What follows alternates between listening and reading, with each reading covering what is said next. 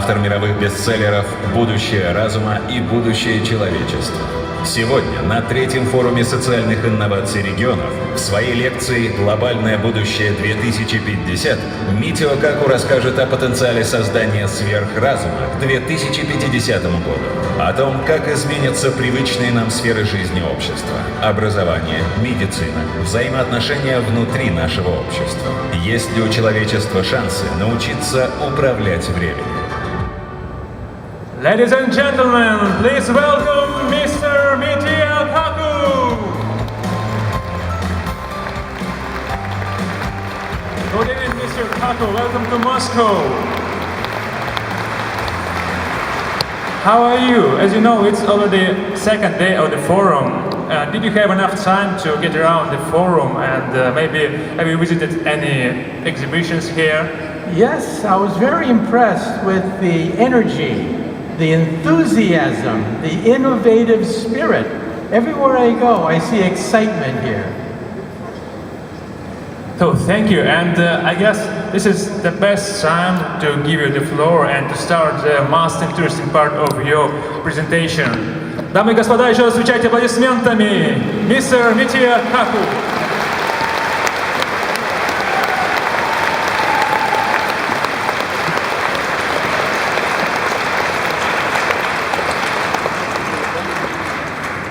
Well, after such a great introduction, I can't wait to hear the speaker myself.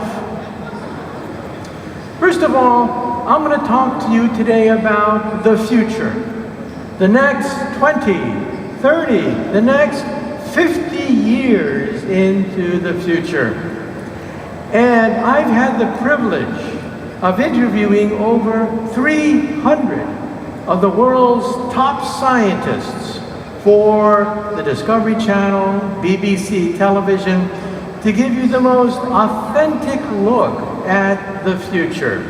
And whenever I interview these top scientists, I always ask them the most important question of all. I ask them the key question, and that question is there intelligent life on the earth? Well, sometimes I really doubt it. I was watching television, American TV the other day, and I'm almost convinced there's no intelligent life on this planet. But today, we're going to talk about how your job, your health, your future is going to be tied to technology and science. I'm a physicist. What do physicists do anyway? We are the ones who invent the future. We invented the transistor, which makes possible this conference. We invented the laser, which makes possible the internet. We wrote the World Wide Web. Don't forget, we physicists also invented television. We invented radio, radar, microwaves. In the hospital, we invented the X-ray machine, the MRI scan, and don't forget, we also invented the space program, the GPS satellites, all of them. And today, we're going to talk about how physicists are inventing your future. But first of all, we have to ask the question, where does wealth and prosperity come from? You know, politicians would say that wealth and prosperity come from taxes. You tax Peter to pay Paul. But that's a zero-sum game. It doesn't create wealth. I say wealth, prosperity is created by science and technology. But science and technology comes in waves. We've had 3 waves of innovation in science. The first was when we physicists worked out the laws of heat, thermodynamics. That gave us the steam engine, the Industrial Revolution. It gave us the machine age. Later, we physicists worked out the laws of electricity, the laws of magnetism, and that gave us the electric age. Then, we physicists invented the laser, the transistor, the computer, and that gave us the high-tech age of today. So, here is the question for you. The question for you is, what is the fourth wave? The first wave was the machine age and steam engines and the Industrial Revolution. The second wave was the electric revolution. The third wave was high-tech. What is the fourth wave that's going to touch everybody in this room? I say it is physics at the molecular level. Artificial intelligence, nanotechnology, and biotechnology are going to create wealth for the future. Now, in the industrial age, we had oil, we had coal. That gave us the energy for the industrial era. But what is the oil of the digital age? I say that in the information age, it is data. Oil fueled the industrial world.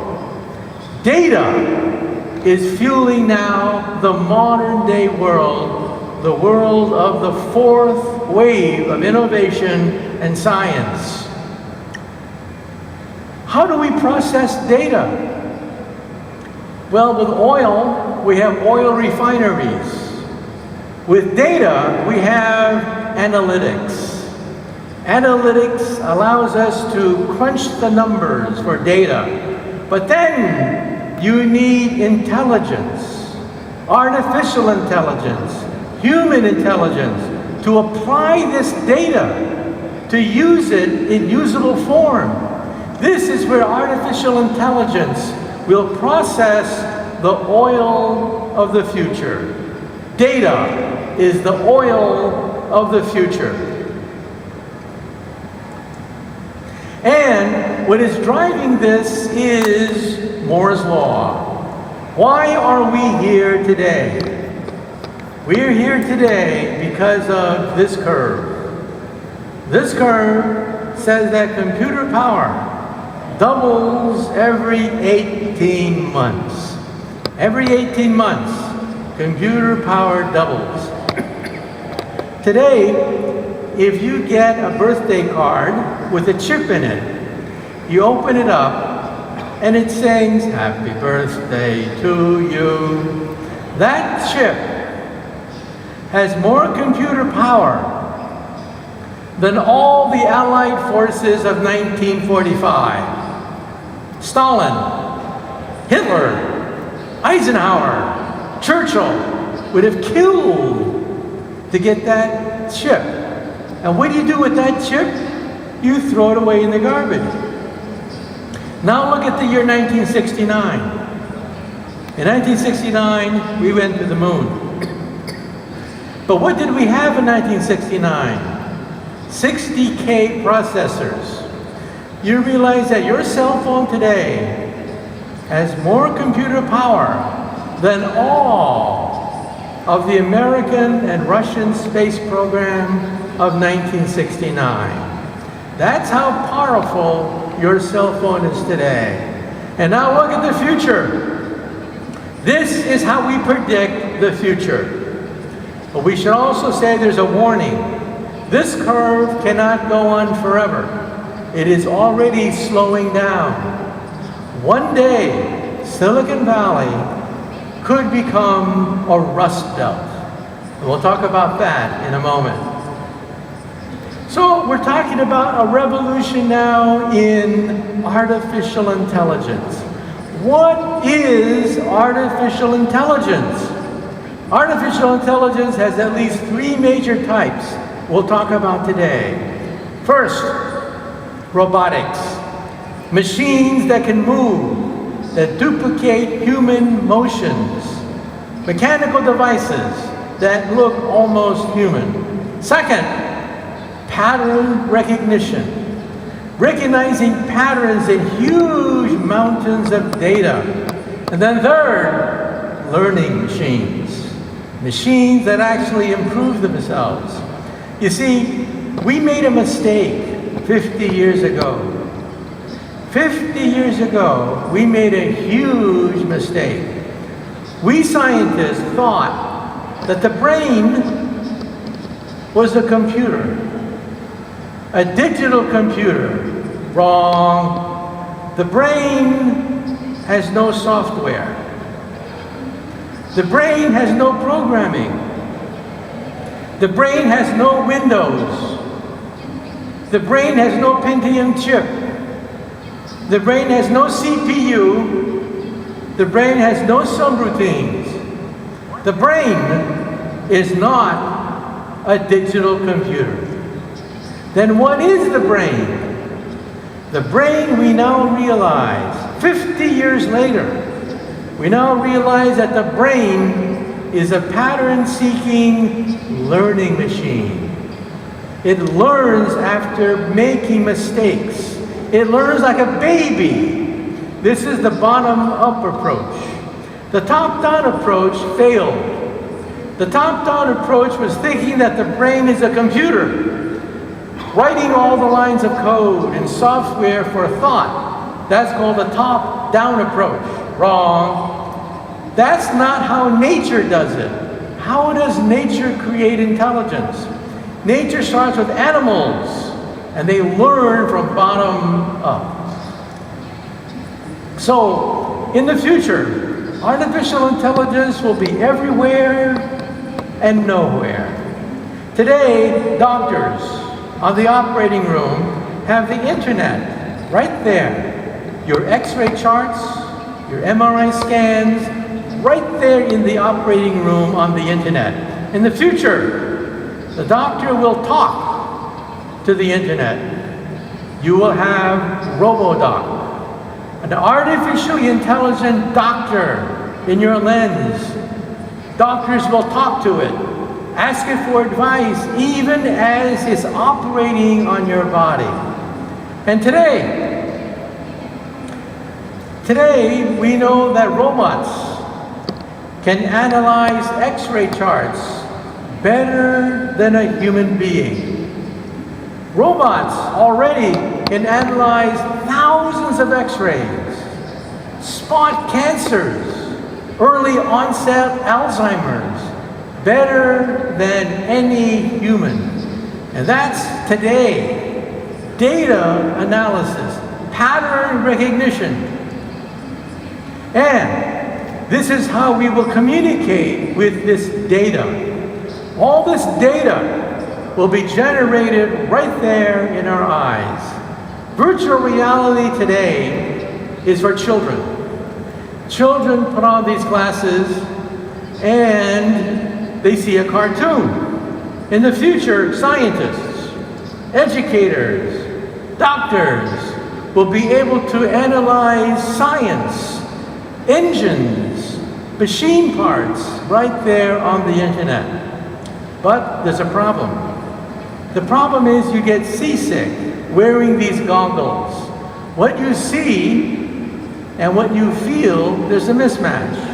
And what happens? You throw up. We need a new internet. This is the internet of the future. The internet of the future will be in your contact lens. You will blink and you will be online. And who are the first people to buy internet contact lenses? The first people to buy internet contact lenses will be college students studying for final examinations. Students will blink and see all the answers to my exam right there in their contact lens. So this is going to change everything when we simply blink. And when you see somebody, you'll see their biography next to their image. You'll know everything about who you're talking to because your contact lens recognizes them and prints out their biography. This is very important. Tonight, let's say you're at a cocktail party and there's some very important people at that cocktail party who can get you a job, but you don't know who they are. In the future, because of your contact lens, you will know exactly who to suck up to at any cocktail party. And let's say you're on a blind date. You're on a blind date and your date says that he's rich, he's single, and he's available. But your contact lens says no, he pays child support, he's a loser, and he's unemployed. So this could be very useful. And if someone speaks Chinese to you, your contact lens will translate Chinese into Russian or any language you want. So this is now the universe simply by blinking. And this will affect education. It'll affect different aspects of our life. As we said before, when you can blink and see the periodic chart of elements, if you can blink and see all the rules of arithmetic and algebra, then memorization is not necessary anymore. Learning of the future will rely less and less on memorization. Because when you want something, you'll simply blink and see it. So education in the future will not be about memorization. And what about my job? Will I have a job in the future? I'm a professor. In the future, I will know that my students have infinite knowledge right there in their contact lens. So what do I become? I become a mentor. I do career guidance. I grade homework assignments. I talk to these students. I nurture them. That's what professors will be in the future. Professors of the future will not lecture so much anymore because that you will get by blinking. In the future, professors will give career guidance. They'll become role models, grade homework assignments, mentor young minds. And this is how we will celebrate Christmas. Instead of going to the supermarket and fighting all the other shoppers who want to get toys for Christmas, no. You go to the internet and download the blueprint of the toy and then print it out on your 3D printer. You'll be able to print out machine parts, toys. These shoes here were printed out at a shoe store. You go to a shoe store and you want shoes, you simply ask for it. It measures your feet by laser beams and prints it out for you as you wait for your shoe. Any design right there on the spot. And now with 3D printers, we can also print out medals. This is a wedding ring. In the future, you may want to design your own wedding ring and then print it out. And as we will see in a minute, we will also print out body parts. Heart tissue can be printed out using a 3D printer. In the future, we may be able to grow human organs of the body with a 3D printer cell by cell. And if you're an artist, there will be a new art form. You'll think and create the art form with a 3D printer. Already, we scientists can take images, pictures out of the brain, put it in a 3D printer, and print it out for you. So this is the future of art. Art, design, architecture. You'll simply think of the image and have it printed out. And I'll show you how we do this at the University of California at Berkeley. I'll show you how we do this. So we'll have a different kind of society. The universe inside your cell phone, the universe inside your contact lenses. Banking, transactions, record keeping will all be done at the flick of a button. This is your cell phone of the future. Today, you have a PC, you have a laptop, you have a tablet, and you have a cell phone. Why? It's all the same thing. They have the same processor, but different size. Why? Because of the screen. In the future, your cell phone, you will scroll out a biggest screen as you want, type on it, fold it up, and put it back in. In fact, we can make yards of this stuff. This is the future of wallpaper. Wallpaper of the future will be intelligent. Let's say today, your wallpaper is old, torn, discolored, stained, ugly. That's your wallpaper today. What do? You suffer. That's what you do. In the future, you go to the wall and say, mirror, mirror on the wall. Please change color. Please change design. Please change everything. And let's say it's 4 o'clock in the morning and you feel a pain in your chest. Is it a heart attack? Or maybe it's the pizza you had last night. What are you going to do at 4 o'clock in the morning? In the future, you will go to the wallpaper and say, mirror, mirror on the wall.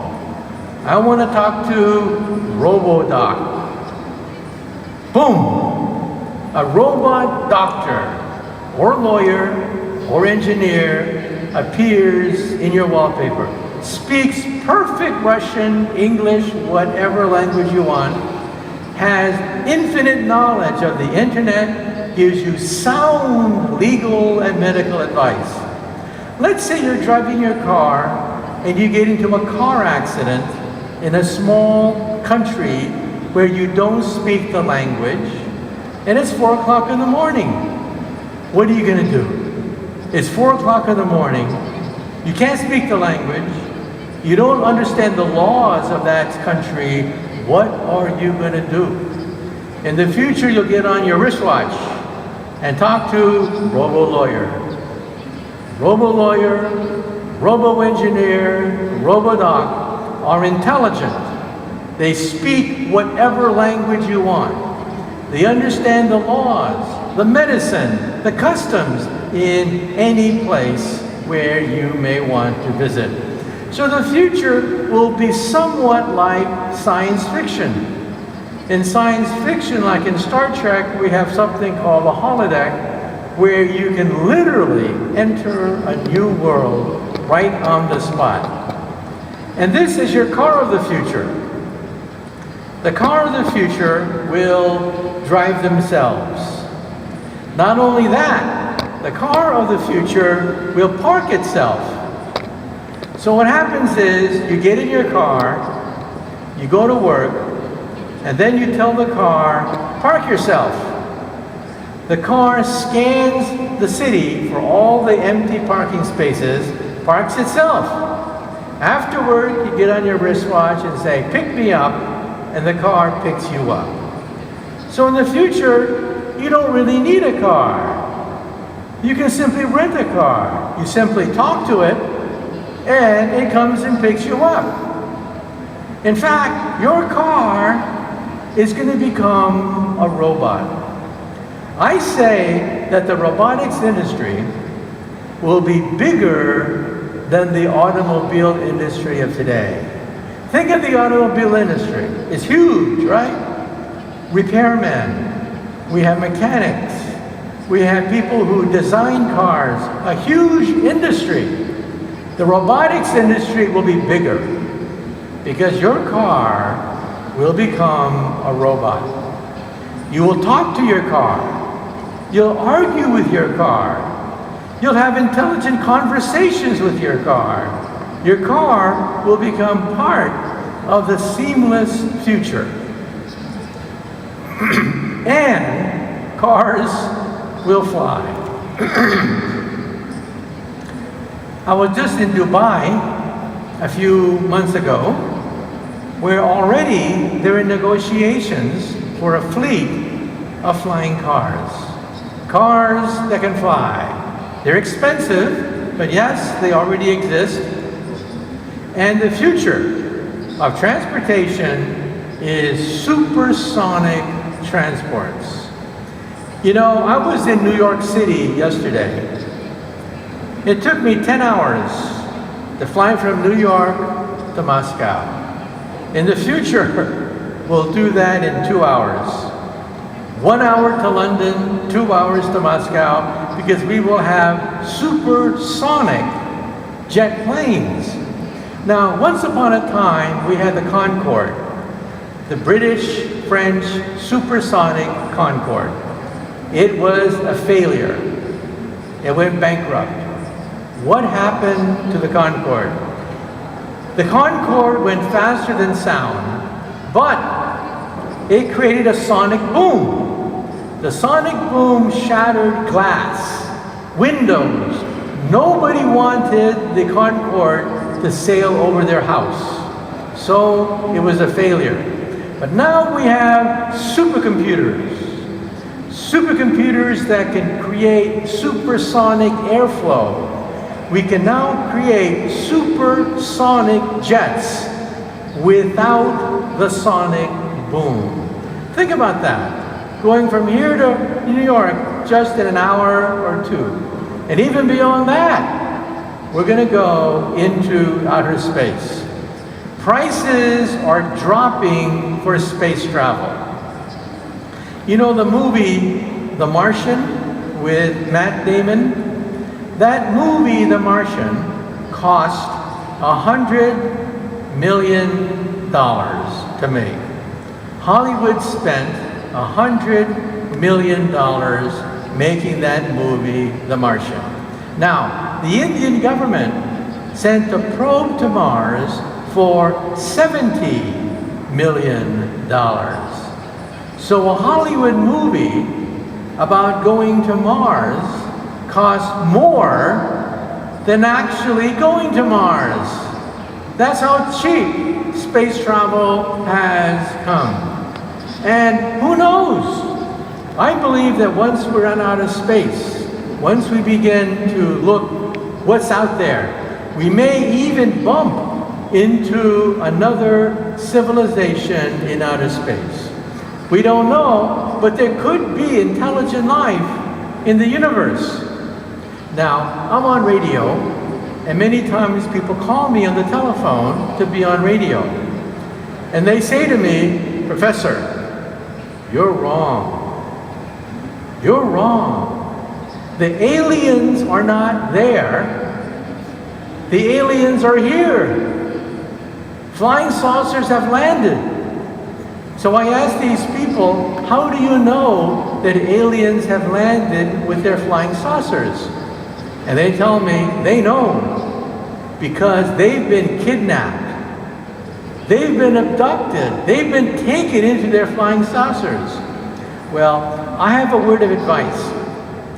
The next time you are kidnapped by a flying saucer, for God's sake, steal something. Against stealing from an extraterrestrial civilization. No law again against stealing from an extraterrestrial civilization. And steal anything. an alien pencil, an alien paperweight, anything to prove that you're correct. So I'm building up to something.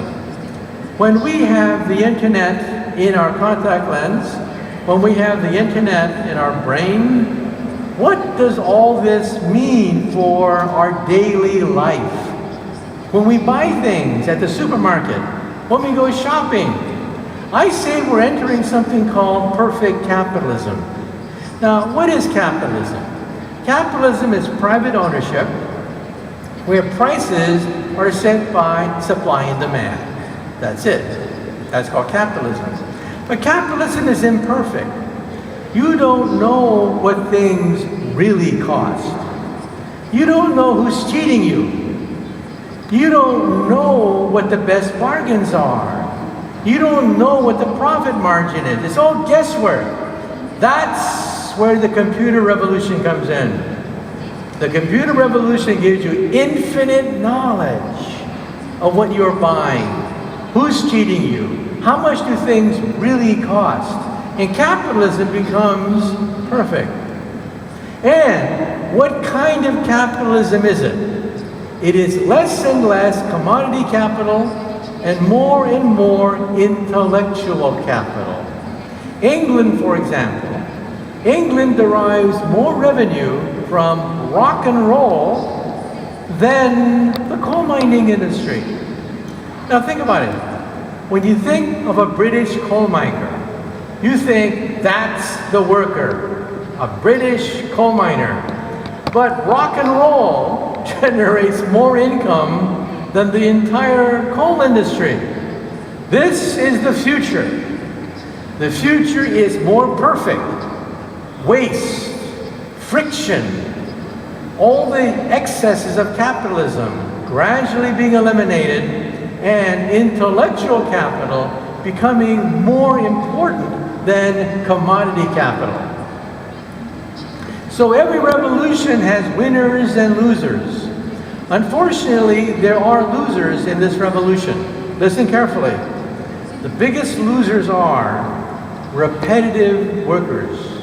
Workers that do the same thing over and over and over again. They're going to be wiped out. Sorry about that. But you know, today we don't have blacksmiths anymore. Today, we don't have wagon makers anymore, but nobody cares. We don't need blacksmiths, we don't need wagon makers, and they became automobile workers anyway. The winners are, I'll get into that in a minute. First of all, people who grasp intellectual capital, capital of the mind.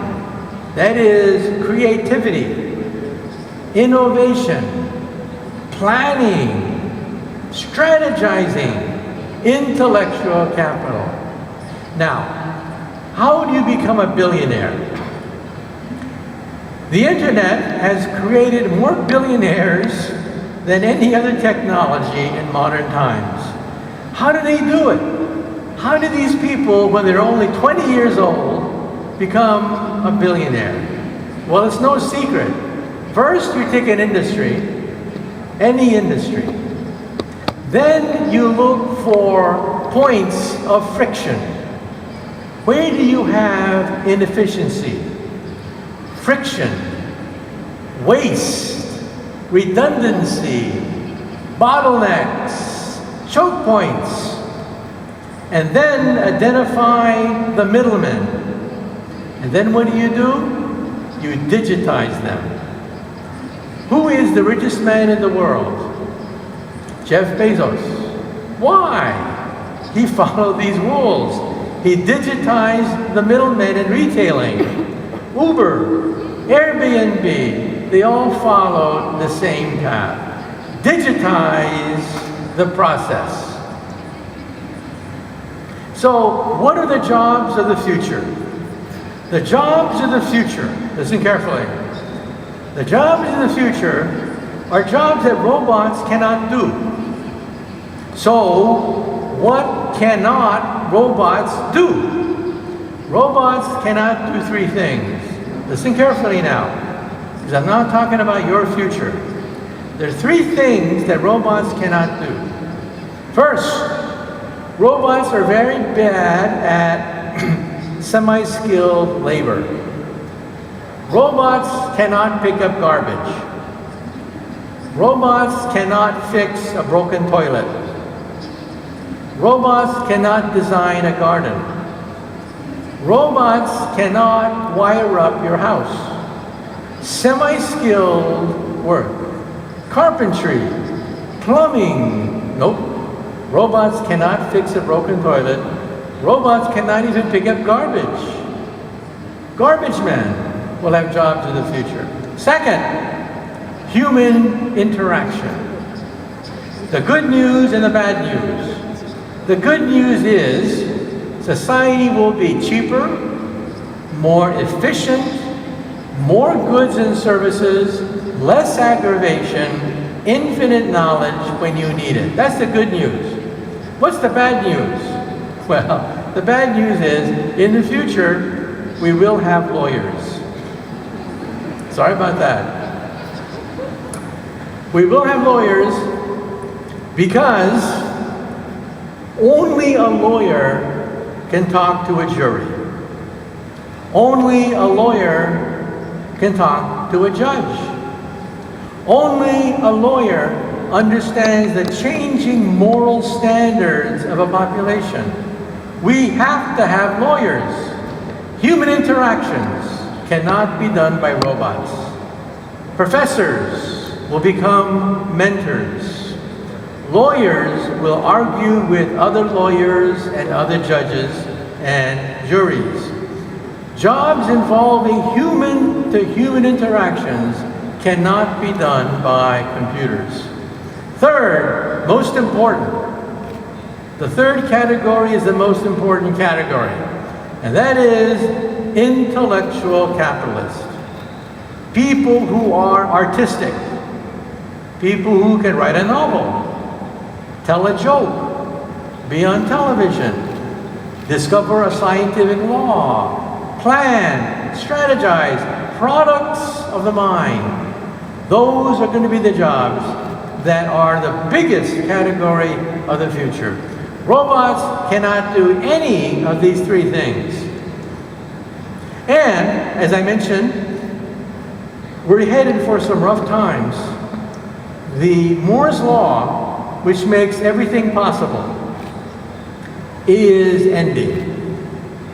We've had Moore's Law for 50 good years, but now it's slowly coming to a halt. The age of silicon is ending. We have to go to the next generation, which is quantum computers. Computers that compute on atoms, but they're not ready yet. Everyone's working on them. The Russians are working on them, the Americans, Google, Microsoft. Everybody is working on quantum computers, but sorry, they're not ready yet. But let's now talk about the biggest category of all. We talked about digitizing transportation. We talked about digitizing commerce. The big one is digitizing your body. We're talking about the digitization of medicine. Not just the digitization of goods. We're talking about the digitization of your DNA, because DNA is computer tape. So in the future, we will digitize every aspect of medicine, including diagnostics. This is a pill. Inside the pill is a chip with a camera and a magnet. You swallow it, you guide it with the magnet, and it takes beautiful pictures of the inside of your body, performs surgery, takes pictures of everything inside your body. This gives new meaning for the expression Intel inside. In the future, Intel will always be inside. And it is now possible to zap cancer cells one by one. These are called nanoparticles. They're being experimented with even today. They seek out and destroy cancer cells one by one. So let's talk about the future of cancer. It turns out that today, if you are a woman and you feel a lump in your breast and it is cancerous, it's too late. They don't tell you this, but you have about 10 billion cancer cells growing in your breast, and surgery is needed immediately. No ifs, ands, or buts. You are on the operating table with 10 billion cancer cells growing in your breast. In the future, you will go to the toilet. Your toilet will analyze your fluids for cancer genes, cancer cells, cancer proteins, cancer enzymes, and tell you that you have cancer maybe 10 years before a tumor forms. We will catch cancer when it's only maybe 100 cancer cells in a colony, not a tumor. So, ladies and gentlemen, what I'm telling you is that in the future, the word tumor will disappear from our language. We will no longer say tumor, because when you go to the bathroom, have a blood test, analyze your fluids, you will have a liquid biopsy right there on the spot, maybe 10 years before a tumor forms. We can now detect cancer cells using chips, cancer cells using liquid biopsies, analyzing your blood, analyzing your bodily fluids. The word cancer will no longer be a feared word, because we will detect cancer when there's only maybe 100 cancer cells circulating in your body. And if your body parts begin to wear out, we'll grow another one. This is an ear. It is made out of plastic. You take cells from your ear, you put it in the mold, they grow, your own cells grow, giving you a perfect ear. We can now grow from your own cells now, so there's no rejection mechanism. We can now grow cartilage, noses, ears, skin, bone, blood vessels, complete windpipes can now be grown. Bladders can now be grown from your own cells, so there's no rejection mechanism. The next organ to be grown, we haven't done it yet, we're very close. The next organ to be grown is the liver. So for all you alcoholics in the audience, you can celebrate, because we will grow a new liver for you if you wear out your liver with too much liquor and wine and whiskey. So we're talking about a human body shop. We can grow stem cells for joints, so arthritic people don't have to suffer for arthritis, because we can now grow cartilage. And the next organ that we are now working with is the human brain. We are now undergoing what is called the Connectome Project, mapping the entire human brain. So far, we have mapped the brain of a worm and a fruit fly. A fruit fly brain has 100,000 neurons, and we have mapped every single one, every single neuron of a fruit fly, 100,000 of them. Next, we will then monitor the human brain. By looking at blood flow, we can now see thoughts as they are formed inside the living brain. And we now know that certain old wives' tales are true. For example, every parent believes that teenagers suffer from brain damage. It's true. We've analyzed the brains of teenagers, looking at blood flow, and we find that their prefrontal cortex is not fully developed. That's why teenagers take so many risks. Another old wives' tale is, when a man talks to a pretty girl, he starts to act stupid. Absolutely true.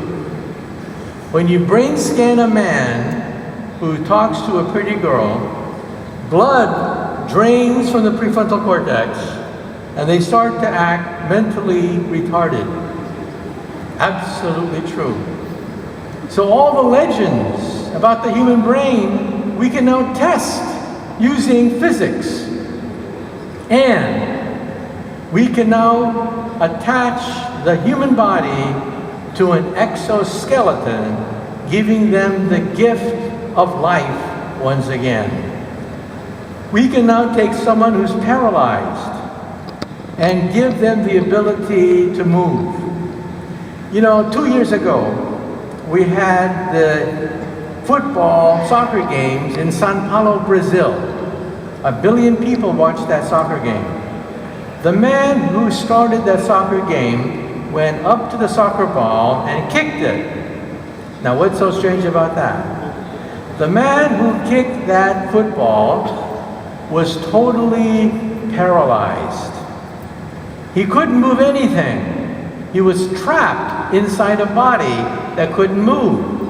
But at Duke University, they put chips in his brain, connected his brain to an exoskeleton, and he became Iron Man.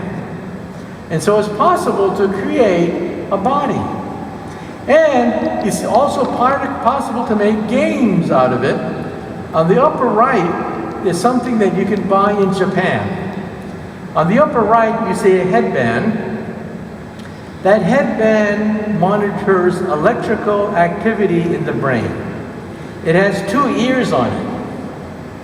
At a party, when you wear on these ears, if you talk to someone who's very interesting, the 2 ears light up like this. If you talk to someone who's boring, the 2 ears go like this. So at a party in Japan, you always know ahead of time if you're going to go home alone. And we can now record simple memories. This is amazing. 2 years ago, in mice, we recorded memories in the hippocampus of the brain. Now we're doing it with monkeys. We're now recording the memories of monkeys and putting it on the internet. This is very recent. The goal is to use this for Alzheimer's patients. Alzheimer's patients will have a brain chip. You push a button and memories come flooding into their brain. So this is something that we think is definitely possible. A brain pacemaker where memories are recorded and then sent into your brain. And this is, of course, somewhat like the Matrix. In the Matrix, reality itself was uploaded into the brain. Now, we can't do that. We can only record simple memories in animals. But yes, this is theoretically possible. And we can also begin the process of photographing a dream. One day, you will wake up in the morning, push a button, and see a video of the dream you had the previous night. How do you do it? This is how we do it at the University of California at Berkeley. On the left is the brain analyzed by an MRI machine. The MRI machine calculates blood flow at 30,000 locations in the brain, shown here. That's blood flow in the living brain. You now take these 30,000 dots and put them in a computer. The computer then recognizes patterns in these 30,000 dots and prints out a picture of what you're thinking. Now at the top row, you see an elephant, you see humans at the top row. You see an airplane, you see people. Right below is a picture generated by a computer. A computer that scans 30,000 dots in your brain and then puts out a picture of what you are thinking of. And then when you go to sleep at night, the machine keeps on going and prints out your dream. Now I've seen these pictures, they're very primitive, so we don't yet have a beautiful picture of a dream. But yes, it is now possible that one day we will take a picture of a dream. Also, there are some people who are lucid dreamers. When you dream at night, they know they are dreaming. They are awake. They're conscious, even when they dream. Now, I've had that. Maybe you've had it too. Sometimes you know you are dreaming. We can now prove using MRI that it is correct. Lucid dreaming is possible. You take a lucid dreamer, you put them on an MRI machine, the MRI machine says they are dreaming. The front part of their brain, the middle part of the brain, it looks like they're dreaming. But the prefrontal cortex is lit up. So they are awake when they dream. We can prove it now using MRI scans. So the BrainNet will become the internet in the next 20, 30 years. So again, within the next decade, you may see the internet in your contact lens. Beyond that, the internet will merge with your brain. You will be able to send emotions, feelings, memories on the internet. Teenagers will love it. Teenagers already put a happy face at the end of every sentence. In the future, teenagers will put memories at the end of every sentence. Memories of their dance, memories of their first date, right there. And this will help to break down barriers between people. Why do we have to fight? Why do we have to be angry at each other when we don't understand how other people feel? We will feel what other people feels. And this is the future of television, the future of the movies. You know, a long time ago, the movies had no sound. They were called the silent movies, like with Charlie Chaplin. Then sound came. Nobody wanted to see Charlie Chaplin anymore. Next, emotions are going to come. Who wants to see a movie? A movie is nothing but a two-dimensional picture that moves with sound. How boring. This is going to change the way we view entertainment of the future. And this will also affect immortality. Today, there is a company in Silicon Valley that offers to digitize you. You may be digitized in the future. We talked about digitizing commerce, digitizing transportation, digitizing media. Next, we're going to digitize you. One day you'll go to the library. Instead of taking a book about Winston Churchill or whatever, you'll talk to him. You'll talk to a video, a hologram of Winston Churchill, talks just like him, accesses all his memories, his speeches, everything known digitized. I would love to talk to Einstein. I would love to sit down, even if it's a computer program that has digitized everything known about Albert Einstein. I'd love that. And one day, you may be digitized as well. This is called digital immortality. This means that one day, your great-great-great-great-great-grandchildren will push a button and talk to you.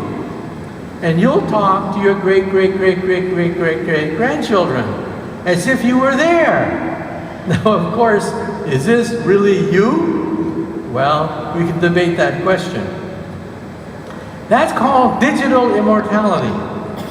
Your digital footprint becomes immortal. But what about biological immortality? Biological immortality is also being looked at today. First of all, we now know what aging is. We didn't know that 10 years ago. We now know what aging is. Why do we get old? Why do we have to die? Why? Well, we now know that aging is the buildup of error, mistakes. That's all aging is. Cells become old, sluggish, they don't work anymore because they're beginning to be full of mistakes. So, take a car. Where does aging take place in a car? Well, that's easy. In a car, aging takes place in the engine. That's where you have moving parts. That's where you have combustion, oxidation. The engine. What is the engine of a cell? The mitochondria. Bingo. We now know where aging takes place. And one day we will scan thousands of people's DNA and artificial intelligence will spot where the mistakes are and perhaps cure those mistakes. Now, animals age at different rates. For example, mice. Mice only live for about 2 years, plus or minus. But the Greenland shark, we now know, lives for over 400 years. We didn't know that. It turns out the Greenland shark has an eyeball that adds a layer as the years go by. By counting the layers of the eyeball, we can calculate the age of a Greenland shark. And they are between 400 and 500 years of age. And so what I'm trying to say is that one day, artificial intelligence may give us the fountain of youth. Artificial intelligence will scan the DNA of billions of people in the future and calculate where does aging take place in the mitochondria, but where, which genes are affected, and then perhaps give us a cure for the aging process. Now you may say to yourself, doesn't that mean we're going to have too many people on the planet Earth? Too many people that live forever? Well, who are the oldest people on Earth? On average, for the last 20 years, the world's record for longevity has been Japanese women.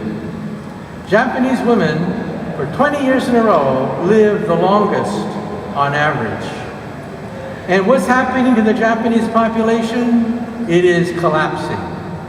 It's getting smaller and smaller. As countries get richer, they have fewer children. And so the problem is not overpopulation, the problem is underpopulation once you have prosperity and perhaps a fountain of youth. So let me now, artificial intelligence, nanotechnology, and biotechnology. But it also means that AI will generate new jobs, jobs that involve intellectual capital, and the internet itself will mutate. The internet will be in your contact lens, and eventually the internet will be in your brain.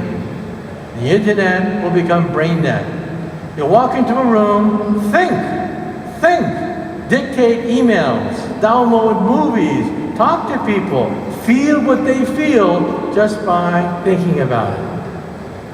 And now let me end by saying a few things about myself. When I was a child, I had a role model.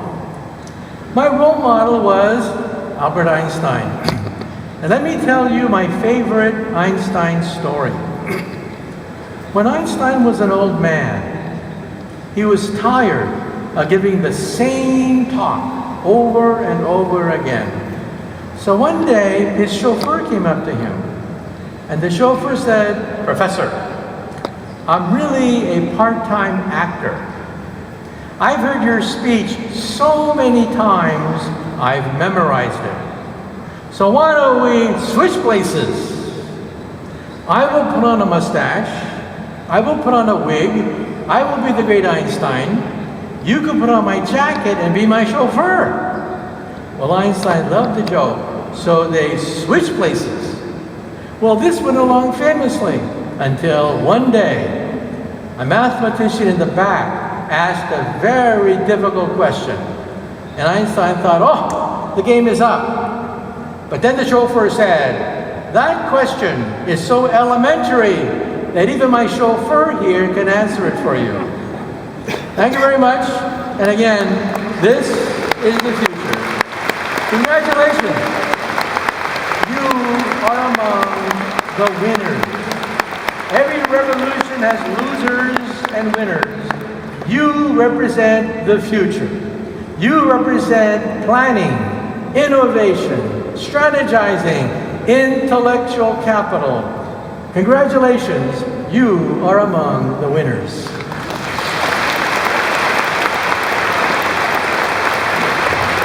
Дамы и господа, мистер Митио Каку, ваши аплодисменты! Mr. Kaku, thank you for your gorgeous, magnificent speech. Your every performance is a global event, and it's a great honor and good fortune for us to see here tonight. So, thank you so much. Уважаемые участники и гости форума, второй день нашей работы подошел к концу. Это был очень насыщенный и продуктивный день. Спасибо, что вы провели его с нами. Напоминаю, не забывайте сдать устройство синхронного перевода на выходе из зала.